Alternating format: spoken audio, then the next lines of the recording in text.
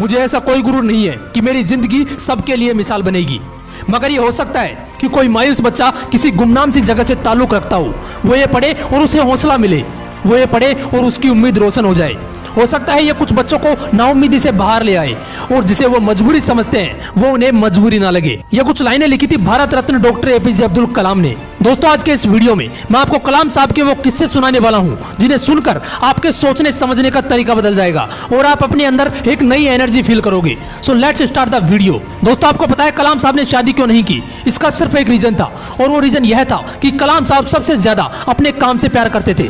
जिस दिन उनकी सगाई होनी थी उस दिन भी वो अपने काम में इतना बिजी थे कि अपनी सगाई तक भूल गए और उस दिन उन्होंने शादी ना करने का फैसला किया। उन्होंने एक इंटरव्यू में कहा था कि इंसान शादी और बच्चे अपनी सेल्फिशनेस के लिए करता है और मैं सेल्फिश नहीं होना चाहता। मैं अपनी पूरी जिंदगी इस देश को समर्पित करना चाहता हूं। दोस्तों, बात है 10 अगस्त 1979 की। 19 साल की मेहनत, 23 मीटर लंबा SLV-3 रॉकेट 17 टन का वजन लेकर 7:58 पर आसमान में उड़ा। यह रॉकेट 4 स्टेजेस में था और यह सिर्फ एक रॉकेट नहीं था, यह सपना था उन तमाम लोगों का जो इस प्रोजेक्ट में शामिल थे और इस प्रोजेक्ट के डायरेक्टर थे कलाम साहब। वो रॉकेट पहली स्टेज तो पार कर गया, लेकिन दूसरी स्टेज में जाने के बाद रॉकेट ने काम करना बंद कर दिया और 317 सेकंड के बाद कलाम साहब और कई लोगों का सपना कचरा बनकर श्रीहरिकोटा से 560 किलोमीटर दूर समंदर में जा गिरा। दोस्तों, क्या हालत हुई होगी उस वक्त कलाम साहब और उनके बाकी साथियों की जब उनके 19 साल का सपना कुछ ही सेकंडों में समंदर में कचरा बनकर बिखर गया। कलाम साहब कहते हैं कि उस वक्त मैं अंदर से इतना टूट गया कि मैं अपने बिस्तरों में जाकर धंस गया और मेरी आंखों से आंसू बहने लगे। लेकिन दोस्तों, कलाम साहब हार मानने वालों में से नहीं थे। वो कहते थे कि पहाड़ की चोटी पर उतरने से पहाड़ पर चढ़ने का तजुर्बा नहीं मिलता, जिंदगी पहाड़ की चढ़ानों पर मिलती है, चोटी पर नहीं। कलाम साहब भी इसी तरह एक एक कदम आगे बढ़ाते रहे और दोस्तों, एक साल बाद 18 जुलाई 1980 सुबह 8:03 पर हिंदुस्तान का पहला सैटेलाइट रोहिणी अंतरिक्ष की ओर निकल पड़ा और अगले 2 मिनट के अंदर रोहिणी सैटेलाइट अंतरिक्ष में था। कलाम साहब ने लिखा है कि उन्होंने उस दिन अपनी जिंदगी के सबसे अहम अल्फाज अदा किए क्योंकि उस दिन उनके 20 साल की मेहनत अंतरिक्ष में थी। दोस्तों, उस दिन हमारा देश उन मुल्कों में शामिल हो गया जिनके पास खुद का सैटेलाइट लॉन्च करने की ताकत थी। ये सब हो पाया एक इंसान के मेहनत की बदौलत। दोस्तों, जब कलाम साहब को राष्ट्रपति चुना गया तो उनके स्वागत के लिए जोरों शोरों से तैयारियां की गई। राष्ट्रपति भवन को बहुत ही खूबसूरत तरीके से सजाया गया, लेकिन ये बहुत कम लोग जानते हैं कि जब कलाम साहब वहां पहुंचे तो वो सिर्फ 2 सूटकेस लेकर पहुंचे।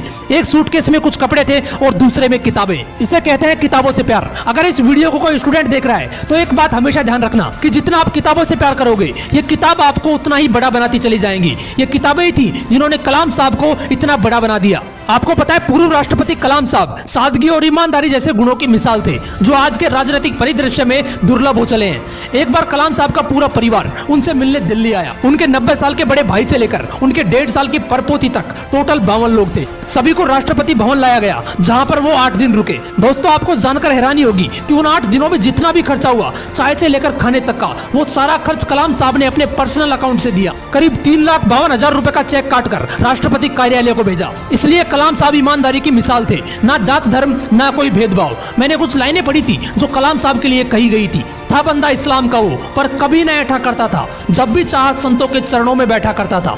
दोस्तों, कलाम साहब ने कुछ बातें कही थी जो हर व्यक्ति को अपने जीवन में उतारनी चाहिए। उन्होंने कहा था कि कोई शख्स कितना भी छोटा क्यों ना हो, उसे हौसला नहीं छोड़ना चाहिए। मुश्किलें जिंदगी का हिस्सा हैं और तकलीफें कामयाबी की सच्चाइयां।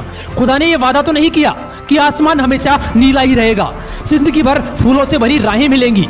खुदा ने यह वादा तो नहीं किया कि सूरज होगा तो बादल नहीं होंगे, खुशी होगी तो गम नहीं होंगे, सुकून होगा तो दर्द नहीं होगा। ये जिंदगी की सच्चाई है कि अगर हमें एक सांस लेंगे तो एक सांस छोड़नी पड़ेगी। अगर कुछ हासिल करना है तो कुछ खोना भी पड़ेगा। इसलिए अगर सूरज की तरह चमकना चाहते हो तो सूरज की तरह जलना सीखो। दोस्तों, कलाम साहब ने तो कर दिखाया, तभी तो आज भी हम कलाम साहब के बारे में बात कर रहे हैं। अगर आपके भी है कुछ ऐसे ही सपने तो उनके लिए आज ही चलना और जलना शुरू कर देना।